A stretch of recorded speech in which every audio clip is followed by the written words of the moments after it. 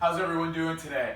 I know it's been a while since you've seen a lecture from me. I wasn't allowed to post anything over spring break, so I'm trying to get back to business. Before I get into today's lecture, there's a couple important things I want to throw out there. First off, I've been emailing, texting, and soon to be calling parents on your grade updates. Grades are officially due on Friday. I have to have them in. So any work that you can get in, either missing or work that I've given out on Google Classroom, both the 1900 packet and the DBQ, if you get any of that in by Friday, I will add that to your grade, pick up your average. Any missing work will also pick up your average. At this point, there is no way to hurt your average. This has all been explained in great detail in the email that I've sent, posted on Google Classroom, and texted out to parents. If you are unable to do that, I can make grade changes all the way up to May 22nd. So, after April, I'll be assigning more DBQs and more stuff like that as we get to the AP test, and you can still pick up your grade. But as far as what's going to show up, like for the third term or third period, that grade will be in Friday, and then I'll have to change it by May 22nd, which is not a big deal, but I will have to do that. So just keep that in mind with all the grade stuff. Very, very important. Don't miss out on this, all right? What I'm going to do today is I'm going to do my first review, and today I'm going to do the Renaissance. Now, we spent like 5 or 6 days on the Renaissance, so, I'm not going through every single aspect of the Renaissance. I'm going through some high points, and I've given you a note sheet to go by.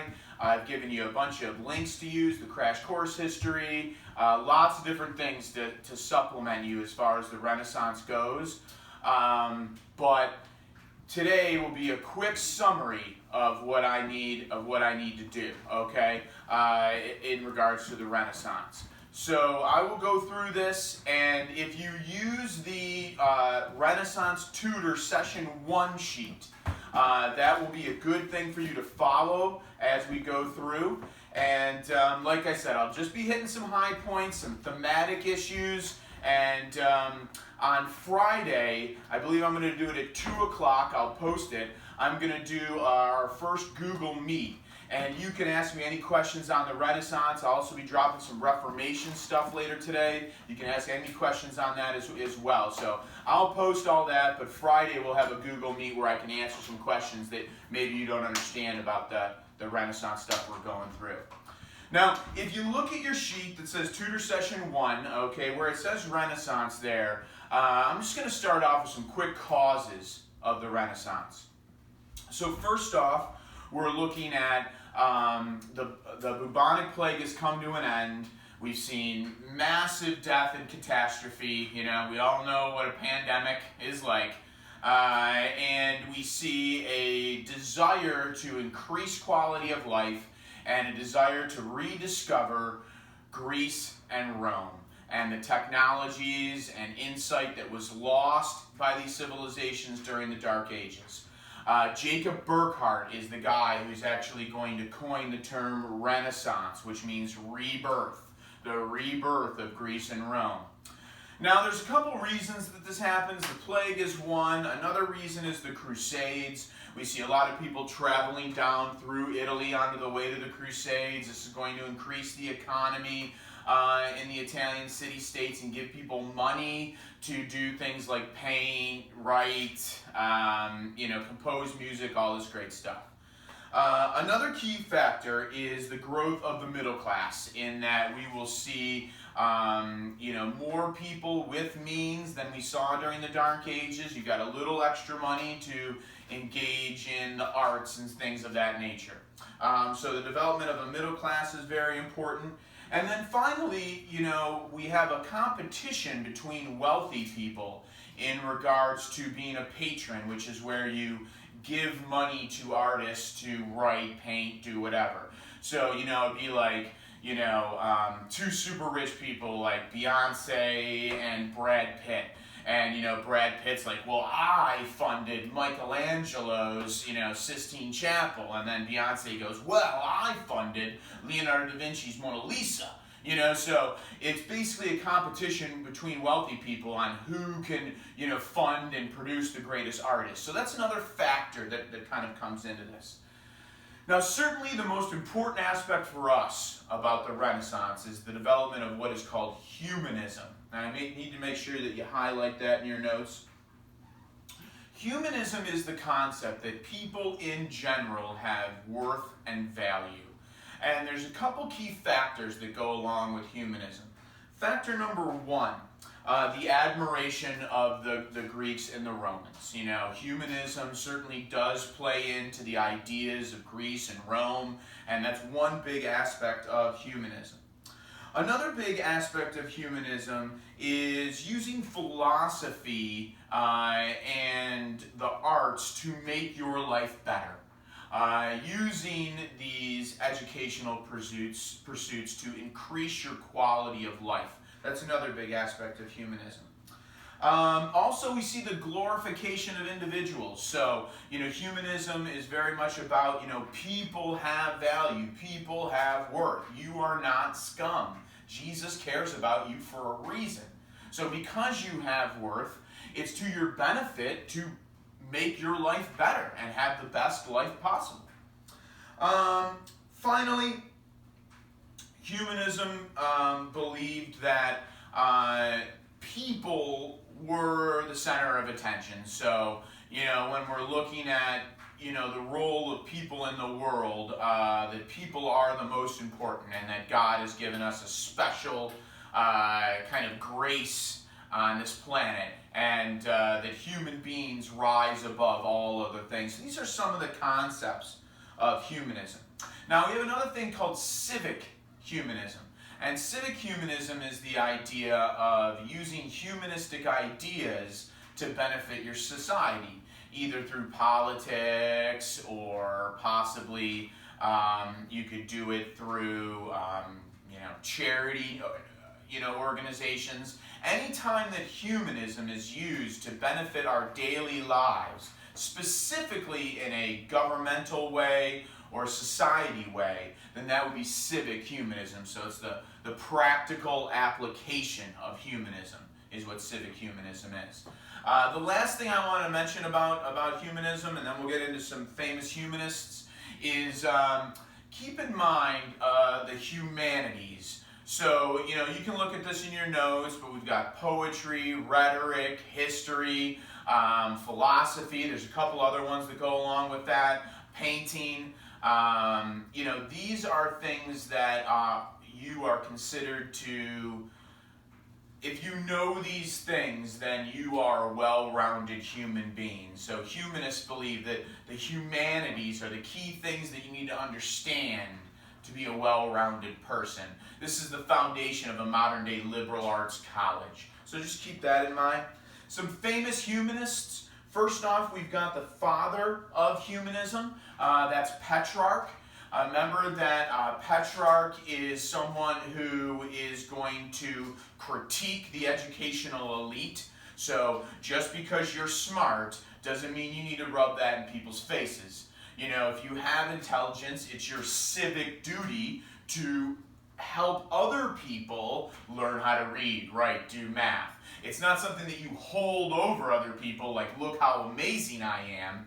It's something that you use to help your fellow man. Petrarch gets into this in Lives of Illustrious Men. So just know father of humanism for Petrarch, and that he doesn't like educational elitism, and you'll be good with Petrarch. Baccio is a very famous humanist writer. He's going to write the Decameron. Decameron is one of my favorite books of this period. It's when we talked about the bubonic plague coming in, and these people went out to this resort, and they told each other stories to pass the time. And these stories give us an idea of what the Renaissance was really like. So we're looking at attacks on the church, attacks on society. Baccio's given us the nitty-gritty of the Renaissance in the Decameron. So keep that in mind. We've got Castiglione's Book of the Courtier. This is how to be an effective noble. So how to entertain the king, how to showcase your humanity so that you become an important figure in the eyes of the king or queen, is the book of the courtier. Just know that Feltre and Verona are examples of civic humanists. They are going to teach civic humanism in the Florentine Academy, and they're going to help bring civic humanism into the forefront. They're more minor characters, but just make sure that you remember them. Ficino is another guy that I want you to highlight. He is Neoplatonism, which is trying to combine the ideas with Plato with Christian theory. It doesn't work super effectively. There's a lot of contrast there, but you can understand why people would want to take their two heroes and put them together. You know, they love Greece and Rome. Plato's, a huge icon in that movement. You know, they're Christians, so why not bring Jesus and Plato together? You know, that's certainly the thought with Neoplatonism, and that's Ficino. If you move down, there's some characteristics on medieval and Renaissance art.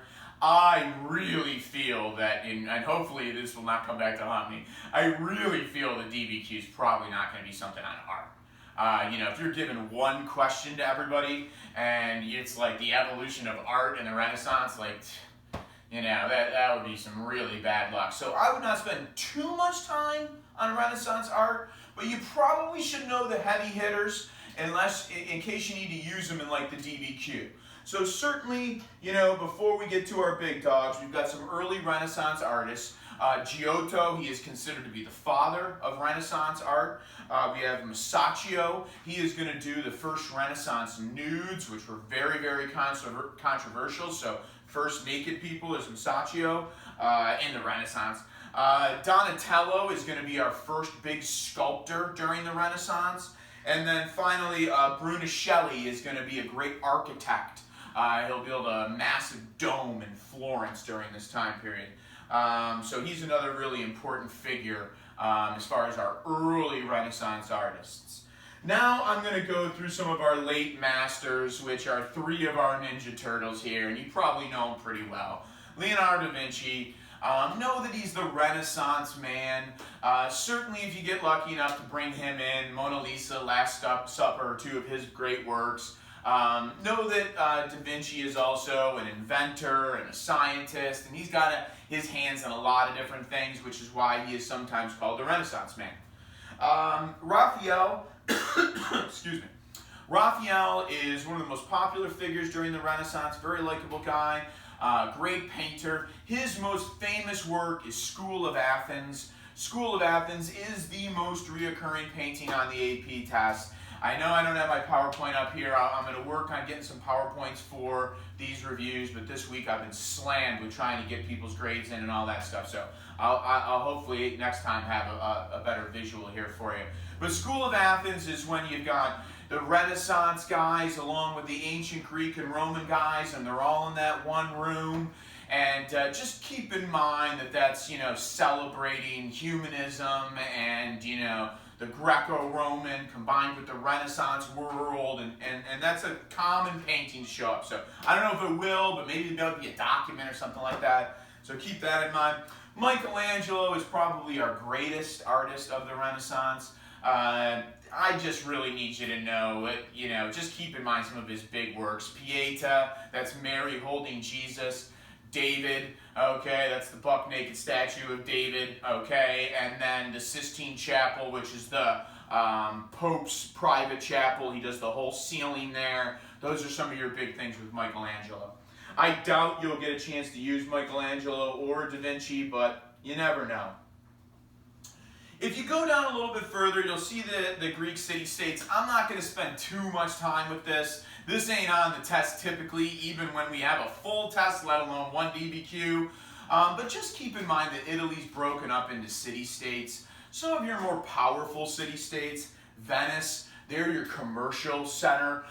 Venice is where the money is, sometimes called the cradle of capitalism. So, if you're thinking about early capitalism, early money, early banking, that's going to be Venice. Florence is kind of our artistic capital. That's where a lot of your great artists like Michelangelo and Da Vinci are going to come out of. Don't forget about the Papal States, the area in central Italy that the Pope controls. And then probably our last big city-state is Milan. And they're a militaristic state in northern Italy. They all exist independently from each other and war constantly. It's a big issue in Italy. So that's a couple things with the city-states. I want to get into some early writers of the Renaissance now. If you go down to Isabella d'Este, all right, make sure you highlight her. She is going to be a major patron during this time period, funding lots of different writings during this time period, and probably one of the more important women during the Renaissance. Anytime we're dealing with feminism in the Renaissance, I think that Isabella is a good person to bring up.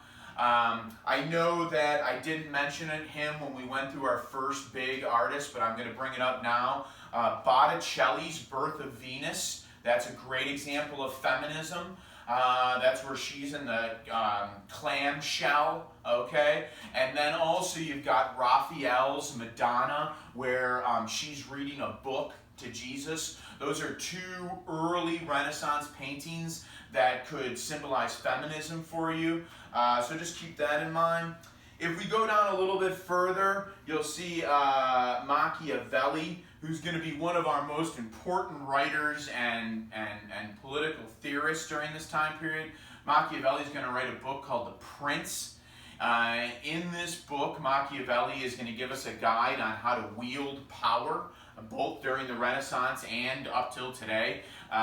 In this book, he's going to say things like, keep your friends close, but your enemies closer. He's also going to say, better to be feared than loved, along with a lot of other tidbits that are used during the Renaissance and are used to wield power today. Couple quick things with Machiavelli. Remember that the prince is Cesare Borgia, okay? I'm going to get into church corruption here in a second, but remember that the prince is Cesare Borgia. And also remember that the family in the book is the Medicis. So the family's the Medicis, but the actual prince is Cesare Borgia. Last thing I want to mention about Machiavelli, just remember that in this book, The Prince, he's telling monarchs, people in power, that it's better to be feared than loved. So you need to crack the whip on these people asking questions about where the money's going and why they got to pay taxes. And this crackdown is eventually going to cause revolutions where peasants begin to overthrow their monarchs because of these kinds of practices. So that's some big stuff with Machiavelli. Wrapping up feminism too, if you see where it says Christine de Pizan, she is probably the most successful female writer during this time period. Her book is not going to be read very often during the Renaissance. It'll be read later. But it's basically a how to manipulate your man during the Renaissance, survival guide for women. You could look at it. But she's certainly a key feminist figure during this time period, so keep her in mind as well. All right, if you go down a little bit further, you'll see the Northern Renaissance there. And in regards to the Northern Renaissance, when the Renaissance begins to leave Italy and heads up into England and Germany and, to a degree, France, this is known as the Northern Renaissance. Now, a couple differences between the Italian and the Northern Renaissance. The Northern Renaissance is going to be much more focused on religious reform. So where the Renaissance in Italy is kind of funded by the church, and there is some critique there, for the most part, the Northern Renaissance is much more critical of the church. In the Northern Renaissance, we also use the vernacular a lot more. And the vernacular is the native tongue. So in Italian, a lot of things are going to be written in Latin, if not everything written in Latin. In the Northern Renaissance, you'll have things written in German and English, so the vernacular is used a lot more. The Northern Renaissance is also more secular in that you're going to see more images that are not Christian. The less stuff to do with Jesus. You might have a painting of, some peasants working in the field, or some, the money changer and his wife, whereas you don't see that as much in the Italian Renaissance. It's mainly Christian imagery almost all the time, or Greco-Roman imagery. So there is a difference there as well. Some key figures in the Northern Renaissance, if you highlight Erasmus, he's a very, very important figure. Probably his most famous book is Adages. Erasmus is going to openly critique the church. Erasmus is not someone who wants to see the church collapse. He is someone who wants to see the church fixed. There's a lot of problems in the church, and Erasmus is given ideas on how to fix it. Now, because of this and his ideas, there is a saying that, Erasmus lays the egg that Luther hatches. And what that saying means is Erasmus is out there critiquing the church, and he's punching holes in the church and all the different problems that the Catholic Church has. Now, he just does this because he wants the church to get better, but Luther will use those ideas, and other reformers will use those ideas to, I don't want to say destroy, but to separate from the church or break the church apart. So he's going to lay the egg that Luther's going to hatch. So that's an important thing with Erasmus. He is sometimes referred to as the Prince of Humanism. He can't be the father, that's Petrarch, but he's sometimes referred to as the Prince. If you go down there, you'll see Thomas More. He's a guy we'll bring up when we get into the Reformation as well. Thomas More is going to write a book called Utopia, which is a book about the idea that if everyone was to work for the benefit of everyone else, that we would not need money and there wouldn't be any wars and everyone would just work, in Christian ideals for the benefit of a community. I don't think, in fact, I know Thomas More never thought that this actually could ever happen. Utopia is a dream-like book, wouldn't it be great if? But sometimes Thomas More is referred to as the first socialist. That's probably not accurate, but he is sometimes referred to that if you see that. But the Utopia is his big book, and then he's going to run into some problems with Henry VIII and that kind of stuff there. If you go down just a little bit further, where it says Germany, I want you to highlight the Fugger family. The Fugger family is the banking family of the Northern Renaissance. So where you could say Venice or possibly the Medici family is doing a lot of the funding of the Italian Renaissance, the Fugger family is a German family that's going to be doing a lot of funding of the Northern Renaissance. So they're the sugar daddy in that situation. So keep the Fugger family in mind. And then if you scroll down there, you'll see Miguel Cervantes. Just know that he's going to write Don Quixote. And with Don Quixote, we have a mocking of the Middle Ages. And, he's going to poke fun at knights and chivalry and how all that was ridiculous. And we've moved on to the Renaissance now. And, that's really what's going to happen with Don Quixote there. When you look down to the bottom there, there's some Renaissance vocabulary. These are just some things that I thought, are key terms of the Renaissance that could help you in a DBQ. I'm going to roll through a bunch of these, and then I'm going to call it a day. First off, we have Alexander VI there, probably the most corrupt pope of all time. He is the Borgia Pope. Caesar Borgia is his son. He is going to use the church in a way to manipulate power for himself, and he is like the gold standard of church corruption, which will be fully exposed during the Renaissance and will cause the eventual Reformation. Dante is the author that I did not go through. Dante is going to write the Divine Comedy. Just know that in the part of the Divine Comedy that is the Inferno, he's going to have the audacity to put some popes in hell, which is going to get him into a lot of trouble. It's one of the best-selling books of the time period. So just know Divine Comedy with Dante. I did Baccio. I did Botticelli. Did Brunelleschi, did Michelangelo, did Castiglione, did Da Vinci, Did the Medicis. Mirandola is another Neoplatonist, so just know that he's another example of a Neoplatonist. And let's see, did Donatello, Fugger, Giotto. The Pazzi conspiracy, I'm going to mention it, but this probably ain't going to come up. The Pazzi conspiracy is an attempt to kill the head of the Medici family, Lorenzo the Magnificent. It will fail, and this will cause Lorenzo the Magnificent to be pretty much a dictator in Florence. So that's the Pazzi conspiracy. Secularism I talked about, that's non-religious. Vala's a big one, and I'll get into this on Reformation too. But Vala is going to write The Donation of Constantine, and that is where he blows up the fact that the papal states were given to the Catholic Church by Constantine. That's totally false. Constantine basically exposes this as a fraud. I'm sorry. Having a mental breakdown here. Vala is going to expose this donation of Constantine as a fraud, and basically the papal states are fraudulently acquired by the Catholic Church, and this once again exposes the Catholic Church corruption. So Vala's a good one. I did vernacular, did Moore, did Petrarch. All right, and that pretty much sums us up. In my next one, I will do exploration and the Reformation.